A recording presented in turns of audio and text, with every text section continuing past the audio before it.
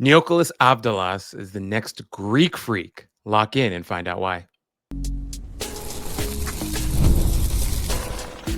You are Locked On NBA Draft with no ceilings. Your daily podcast on the future stars of the NBA. Part of the Locked On Podcast Network. Your team every day.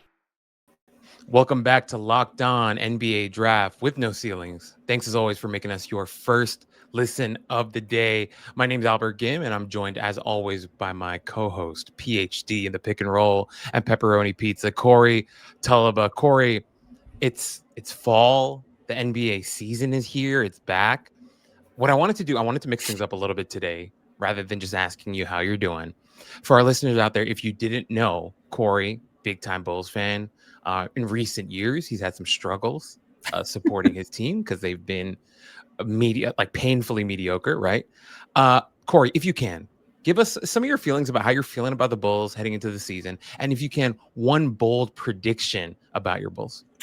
Well, I will say, I don't want to make it seem like I'm front running because the Bulls have been mediocre or whatever. The best years of my fandom took place when Kirk Heinrich was drafted. The Bulls were still bad that year. I followed them through the Jamal Crawford, the Baby Bull years, Die Hard. Some of my favorite teams were teams that were just like trying really hard and giving effort and playing as a team, and you could see real progress. This Bulls team, I almost feel like there is no bold prediction to be made. They're going to go 38-41 or 42, whatever the math checks out to be. They're going to make the play-in. They're going to lose in the first game. It's like they're fine. There's nothing bold about it is the thing. There's nothing bold about the Bulls. Shout out to our Locked On, Bulls show. It's going to be tough to find some bold statements to make about them. The boldest statement you can make about the Bulls is that they are going to be not bold. Is Red Velvet's their best player? I don't know. Oh boy. All right. Well, Corey, we're still excited about the basketball season, and we're getting that much closer to college basketball. The NBA draft, we get that much closer. We're in that season now where we're all getting excited. We're seeing more tweets about potential breakout guys, freshmen to watch, blah, blah, blah. And that's exactly what we have today. We're recording a pod today, Corey, on Neoklis Avdalas, who's going to be playing at Virginia Tech.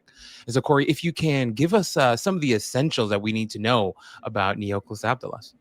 Yeah. I mean, this is a guy, he had a lot of hype even last year.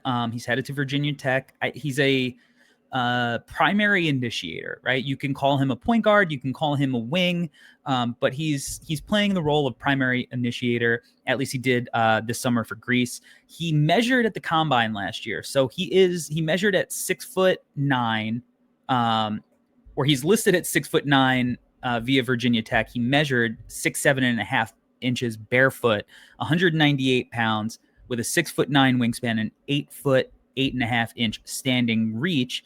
So he measured at 198 at the combine. Virginia Tech's listing him at 215. So the height checks out at 6'9" based on the measurements, add shoes.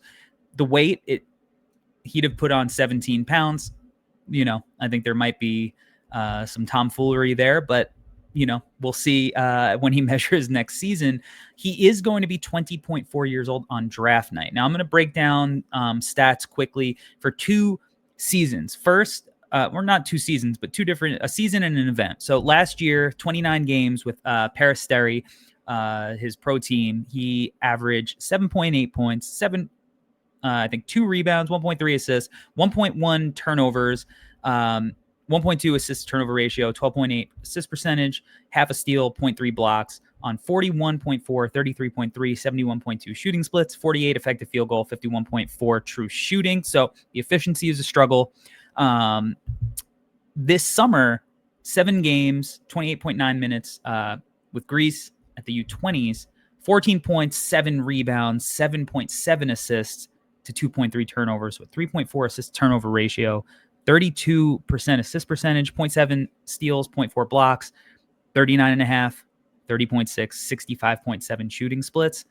46.3 effective field goal, 50.8 true shooting. So as you could see with the U20, where he was the dude for Greece, he put up some really interesting stats, but there is some consistency there with his profile in limited minutes last season, where he was much more of a supporting kind of player versus that on-ball threat. So there is some reason for optimism, and there's some real reason, I think, for skepticism as well with Avdalas as a prospect. But he is incredibly intriguing given the fact that we're calling him a potential primary initiator, and he's going to be 6'9" in shoes. Yes, Corey, I think that last point is really important, right? It's the profile of player that you could potentially be getting. I think it's really important for us to note that the type of role that he'll play, it's kind of up in the air. We don't have a lot of information yet. I think once the season gets started, I think we'll have a better idea of how much freedom he's going to be given to do I think things. they're going to let him rock. Okay. Yeah, and I think that's exciting though, right? Because not to say that we'll get a definitive answer on whether or not he can do it. The main thing is that I think his intrigue, once again, is in that profile. If he's going to be 6'9" in shoes and can handle the rock, can make plays for you, be a primary initiator, decision maker, engine of your offense, that becomes a very interesting proposition. Now, of course, with that, Corey, I think there are always some like cascading follow-up questions from that. If you're going to have a guy at that size who's going to dictate your offense, then like there are always the follow-up questions of like, what's the passing ability like? What's the shooting ability like? The scoring ability? How does this person kind of intertwine all that together? And I think that's kind of going to be the gist of our conversation today when we talk about his offense, Corey, because I think for me, when you read like some of his stats in the Europlay as well, you can tell that he's a highly productive, but also creative player as well. I think walking away from the film, I was like, I like the counting numbers. I like the stats. I like all that. But also there's some real creativity to his game. But I think, Corey, this is just for me, and I'm really excited to hear your perspective on this.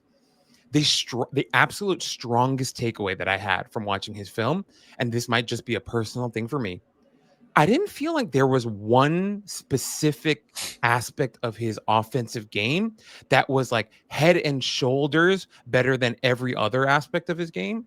And what I mean by that is this.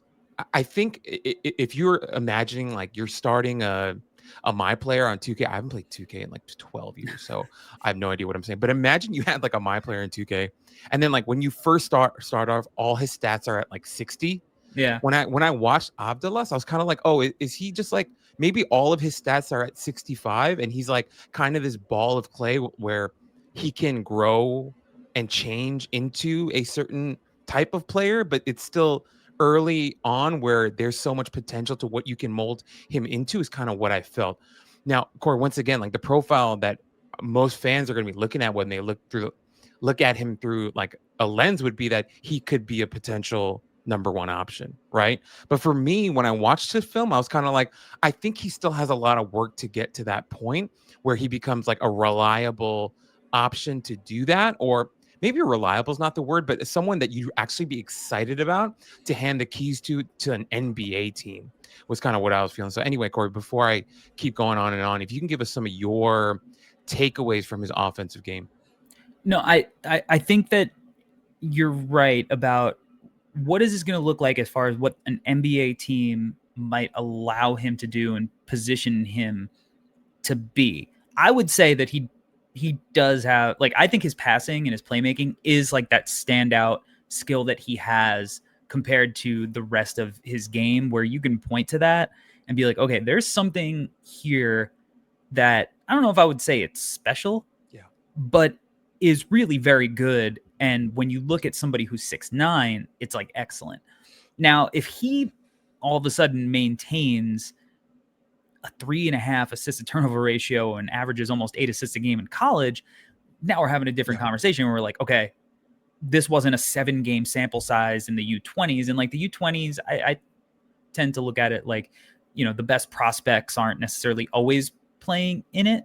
But like he flashed a lot of really good stuff as a playmaker. And if that translates to a full season of college basketball, and he's going to have some weapons at Virginia Tech, he's going to have athletes that are going to make it interesting, because I think he's really good at hitting the roll man. I think that, there's real reason to be intrigued, just because 6'9" playmakers don't come along every day. And even if they're inefficient, and I don't think he's going to shoot it. Like, I just don't. Like, he's a bad free throw shooter. He's not a good 3-point shooter. It's not like his shot is busted. I think it's workable, but there's just the results aren't there. He's a Luka disciple. He tries to do all the combos into the step back, except he doesn't create as much space as a guy like Luka does. And then, he's a little narrow based. His release is a little low. And that stuff's fixable. I think he can become an adequate shooter, but I don't buy him being a good shooter. He was 40% on unguarded catch and shoot attempts, which is good. But again, with the bad free throw shooting, 6 of 26 on non-rim, non-3 shots per synergy. That scoring gravity, I worry about a lot, because if that's not there, then it's, and then the finishing, it's like last season, he wasn't, or in FIBA U19s, he was 46.4% at the rim, 44% in the half court. He was much better with Peristeri, 65% overall, 57% in the half court. So maybe as when there's less attention on him, the finishing improves a little bit. And the U20s, again, 7-game sample size.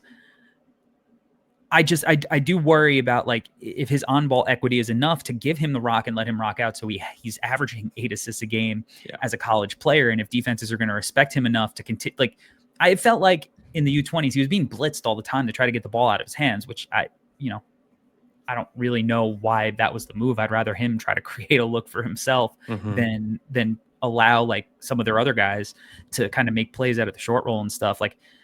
They got a dude on that Greece team, Alexandros Samadurov. I'm definitely butchering his name. I think he's really interesting as a sneaky potential bet this year. He's listed at 6'11". He's long. He was really good at the short roll and popping, and he was versatile. I thought he was super interesting, and they had guys like that and kind of attack out of those situations and playing 5-on-4. I don't know how many teams are going to be I'd rather just be dude, shoot it. I dare you. So go under. But I do think his playmaking is really interesting. He could spray the ball. He could paint the corners. He could hit the roll man. He's more prone to throwing over the top than making bounce passes, because he's 6'9" and he can see over the defense. But he doesn't get caught up when teams blitz him. I like his craft and his pace in the pick and roll. Again, I just worry, is he going to be able to finish at the rim? Is he going to be able, he has no in-between game. And is the 3 ball going to be there? And what that means, we saw what the narrative was with Yegor Demin last year, a guy who we loved. And Yegor was pretty decent at the rim last year in college. Yegor will be about a year younger on draft night than Avdalas will be. So I think he's going to have a lot of those same questions as Yegor. But we've seen with guys of that archetype, there tends to be a floor. Because guys who could pass at that size, teams will just be hey, we'll teach them how to hit, catch, and shoot threes, and that passing and that connective ability, we can work with that in many roles. And that's kind of what I want to know, if he can kind of also fit in and not just be a primary initiator at the next level. Okay, so I was nodding my head pretty ferociously throughout the whole time you're talking, just because I had a lot of very similar points, Corey. And I think the last point that you made about Demin is really important to me, because so we said it wrong the entire. It's actually Diomin, right? Yeoman, yeah, Yeoman. Diomin, whatever. Yeoman. Okay, Yegor Diomin. Yegor Diomin. But I feel like Diomin was a better passer. Number one for me, I thought Diomin was a slightly better passer. To what you said, better finisher too. It felt more in it's effortless. Yeah.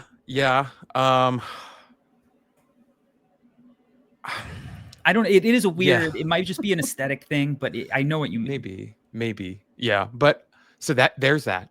So a couple of other notes that I had, he's not like a major athlete, doesn't have any like electric first step, anything like that. No. I thought his driving stuff was okay though. Like there are some like good footwork in there, some savvy, using his strength. It looks like he has like a good frame, like he's gonna add a decent amount of mass to his. According to Virginia Tech, he's already added 20 pounds Right. almost. But also, if you look at him in the team picture, he looks yoked. So maybe. Yeah, maybe. That'll be interesting, right? Even for like creating separation, stuff like that, it might be interesting. I think overall, though, Corey, what I mentioned before about like those cascading questions that'll come from him being a number one, the biggest one is the shooting. Like, I'm with you. I don't think he's going to be a very good shooter. I don't think his shot looks very fluid. What I wrote here in my notes, it felt like there was like a disconnect between his lower half and upper half on his shots. Like the kinetic energy that you be talking about, Corey, sometimes like didn't look very good with him. Just maybe it's, and I don't think it's just an aesthetic thing. I think that's why like he missed short a lot on shots and stuff like that. I just didn't like it at all. But to kind of wrap here on his offense, because we still have a lot more to talk about with him, I just feel like this is, for me, it's a wait and see. I'm really intrigued to see what his freshman season looks like at Virginia Tech, and if he's potentially going to be a one and done, how much he's going to be able to highlight and showcase with the ball in his hands with a heavy volume like you're predicting he's going to have. This season might just define everything for us in terms of his like draft stock and maybe even potentially his future. I don't want to say that much. You never know, right? But it's there are some real question marks. And I hope Virginia Tech fans and college basketball fans, draft fans, keep that in mind as you're watching him this season. He's not a finished product. And especially in the profile and the role that he's going to be playing, real questions. And so, although we have some questions on the offensive end, we've got some things to talk about on the defensive end as well. And we'll get into that right after this break.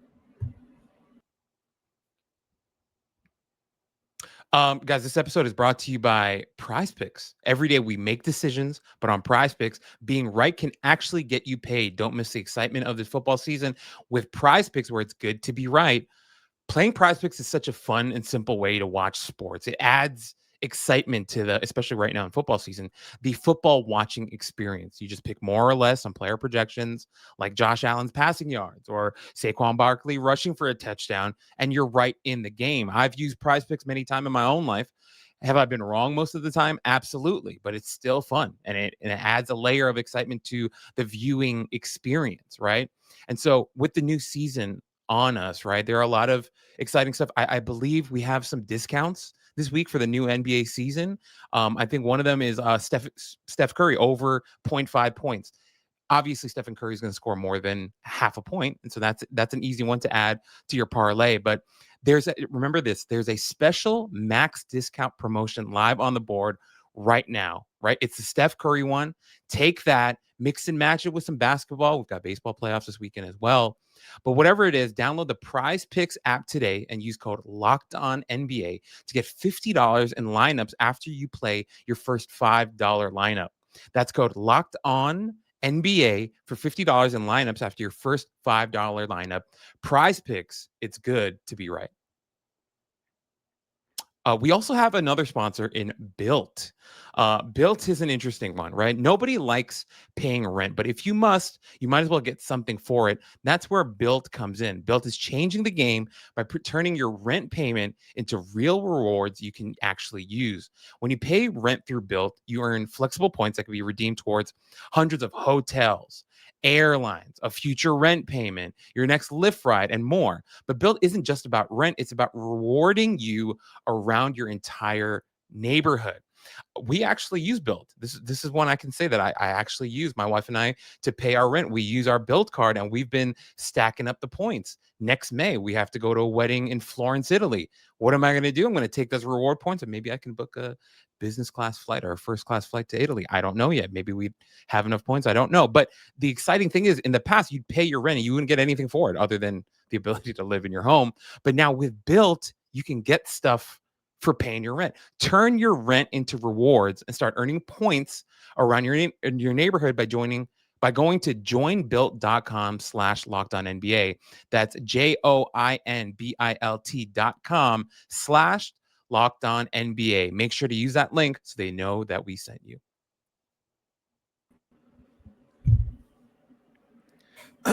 Sometimes reading these ads back to back, I feel like a primary initiator.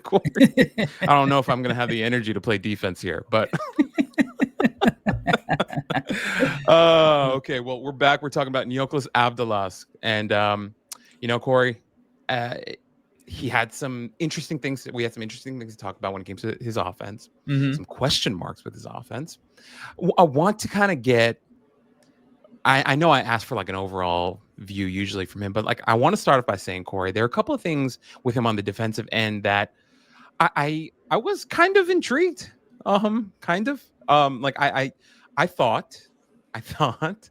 Okay, so one of the big gripes that I had with him, Corey, is I think he needs to be a little bit more flexible, and I feel like I'm very in tune with spotting that because I am stiff as hell, and so like when I see another person who's stiff, I'm like, buddy, you're me. You're not fooling anybody. We need that hot yoga.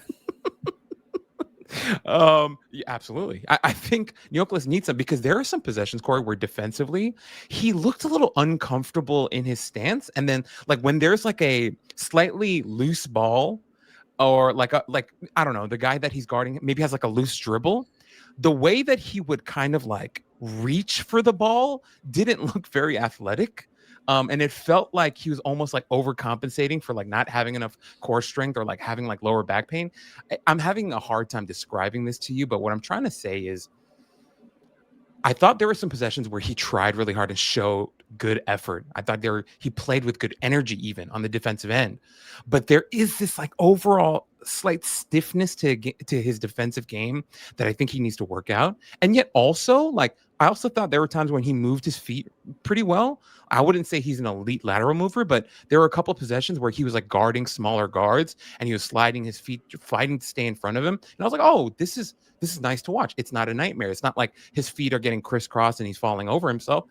So overall, I think my like initial reaction to his defense was like not going to be an all defensive guy, but at the same time, maybe it won't be a nightmare. It's kind of how I walked away. So wanted to get your thoughts, Corey, on his defense. I feel like if he were a prospect in the year, like what year was Bargnani a prospect?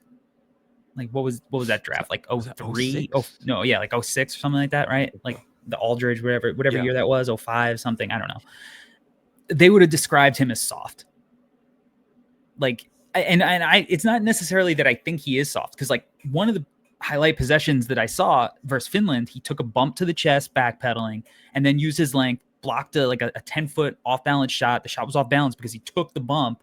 And then he like grabbed and go and led the break. And I think it led to a foul. And it was like, oh, sick. But like, there is a lack of aggressiveness to him as a defender. It's he lets the offensive player dictate the possession. So I think that there are times where when he's sitting in a stance, he actually like can move a little bit. But like in my notes, I put can play a little bit upright when his man is in triple threat. And I think that's where he looks, that's where like the stiffness comes from. And then he's got like these hyper like feet that are like a little fidgety because he's like trying to be active and stay active, but it's like very jumpy.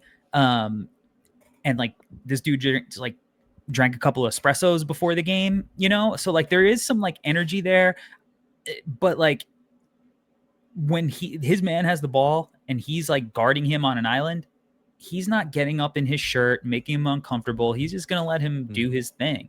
And like, I don't like guys who defend on the ball like that because it's just like, you're just resting right now. You should be guarding. Like, and he's also not like particularly active, like in the passing lanes or as like a guy who's going to rotate over and like protect the rim from the weak side. So, you know, it's like, I think there's stuff that needs to be coached with him. I think the aggressiveness, like he needs to be more aggressive as a defender. If you have the size and some switchability, like use it. Otherwise it's like not an asset, you know, but at the same time, because he's going to be 6'9", he has a much larger margin for error than, you know, a Christian Anderson, Tahad Pettiford, John Mobley Jr., Darius Acuff, because he's a big guard. So, and like there is that positional versatility that like you can hide him somewhere else.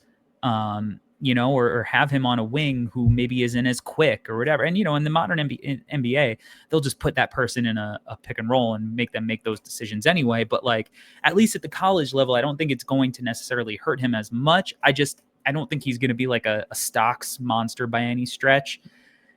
I don't know if he's going to get cooked, but I also don't think he's going to be an impact guy on that end. And, again, like if his offense has some special to it and he hits shots and the playmaking opens up because he hit those shots, then like we're talking about a really cool situation. Yep. If not, then, people are going to look at the defensive end a little more harshly.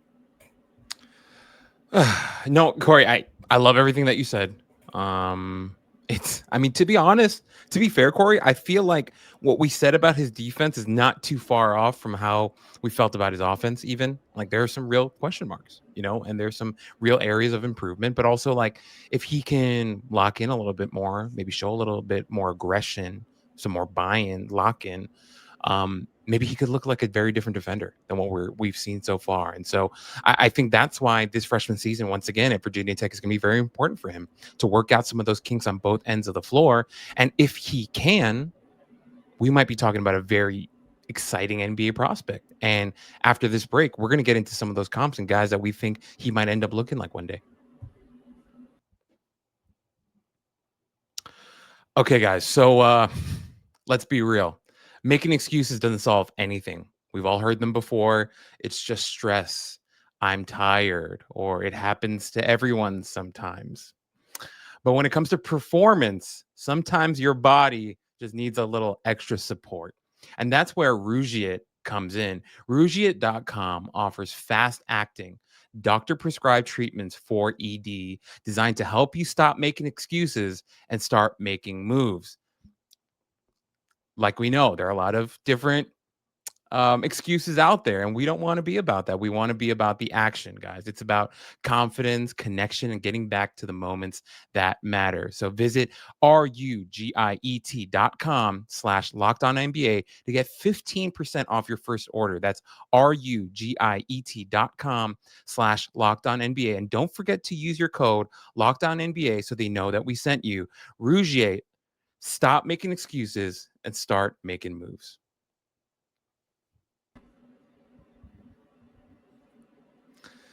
Well, Corey, I'm feeling alive. You sound like you're ready to start making some moves, is what you sound like. We're not about making excuses. We're about being strong, healthy gentlemen. And Corey, we're going to talk some comps. And I think when it comes to Neoklis Avdalas, once again, the profile word, I keep bringing it up, but he's 6'9", can handle the ball, pass the ball. You're going to get some interesting comps. And so, Corey, if you can, hit us with some of the comps that you have for Neoklis Avdalas. All right. So we mentioned Igor Ghim, and, another guy along that line is Josh Giddey. Like, I think this is like the archetype of like questionable shooter, really good passer with like that plus positional size. Josh Giddey just made $20 million a year on his contract.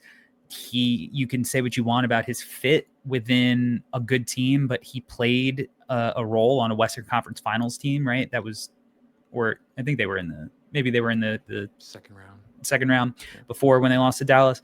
But like, and lost to 7 on the last possession, right? Like this is a guy who can play on winning teams. Avdalas is of that mold, but if he isn't going to be maybe a guy who plays that kind of primary initiator, put the ball in your hands type of role, a role that Giddey did struggle at times to play on that OKC team. Now he kind of has the keys in Chicago. Because he's so tall, can he kind of play like a Nikola Jovic role or a Kyle Anderson role? Where it's like big guys who aren't necessarily going to blow you away with like athleticism, but are really skilled, high feel, and like maybe aren't going to dominate you with buckets, but are like going to be able to fill in all of the gaps on a good team. Jovic just got paid. Kyle Anderson's been around forever. So like if he's not the Yegor Giddey, because even though he looks it, he's definitely not Luka. Let's throw that out on the table. Can he play also as like an off-ball wing kind of role too. So those were the kind of, prospect chemistry, all of these guys in our beaker together, mad scientist experiment. Like these are some shades and guys I wonder if can he fill this role. I think once again, very interesting mix of guys because we have a very interesting, strange is not the right word. Unique player. There we go. Yeah. I have a couple, Corey. First one, and this is me imagining him not as like a number one option, but a guy who can do a little bit of both. Can play on the ball, play off the ball, whatever. So first guy that I wrote down was like an Evan Turner type. Okay. If you think about how Evan Turner played in college at Ohio State, okay, maybe even this is like, for me, it's like ceiling if he gets to like a Denny Avdia type of guy. Yeah, I thought of Denny. Yeah. The defense is a separator. Right. Very true. And then like this is just for my notes, but like I wrote like Walmart Sean Livingston. But it's like along the lines of what you said, Corey, with like the Giddy comp and others. There's this idea of him like being a jumbo creator, can really pass the ball, may never really figure out the shooting. Livingston was never a great outside shooter, but that lights out from the mid-range. Turnaround, just killer. And I don't think Avdalas has that, but just you get what I'm saying. There's the like idea a of it, profile and an idea of his game that's very interesting on why teams will take a bet on him. But overall, though, Corey, I think, and I know our cold open today was like the next Greek freak. And look, we don't know how he's going to turn out, but the reason why we're intrigued by Avdalas is because of, once again, what he could be. The idea of this type of player gets you excited. And in comps other than ours, you're going to see people maybe comp him to like a Luka or these other guys. And it's all because of what he could be and the size that he has and the ability. And so, guys, we really enjoyed talking about Avdalas, and we've got more exciting content for coming to you guys on Friday. But as always, we thank you so much for making us your first listen of the day. My name's Albert. He's Corey. We'll talk to you guys soon.